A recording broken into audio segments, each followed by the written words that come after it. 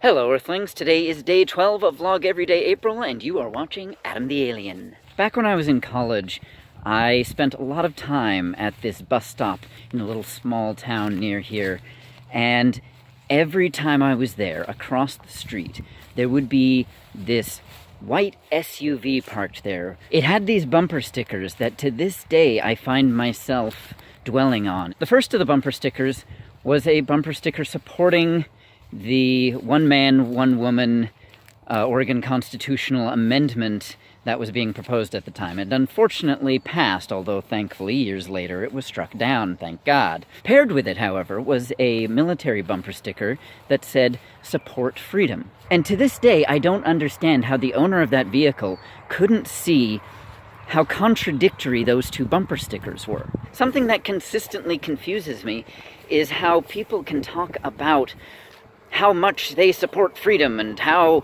America is freedom and how everything is freedom, freedom, freedom, freedom, but then turn around and say, oh, but you can't do that, you can't do that, you can't do that, you can't do that, you can't do that, you can't do that, you can't do that, you can't be that, you can't marry that person, you can't wear what you want, live how you want, or be who you want. Now, obviously, in a society, we can't just do anything we want. After all, some people want to kill people, and we just can't let that happen rampantly, obviously. And we have to be mindful of the way in which our actions affect other people's lives. That's all true.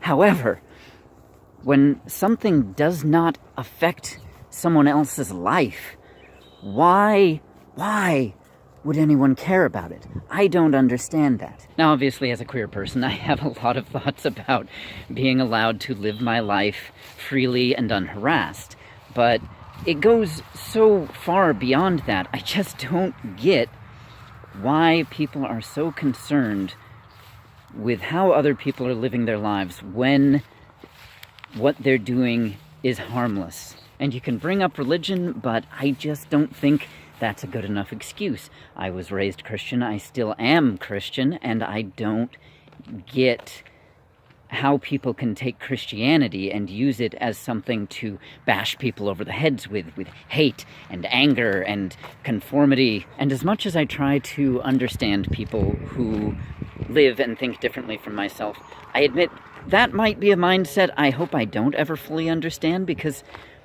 maybe to fully understand it, you have to believe it's right, and I don't. I just don't.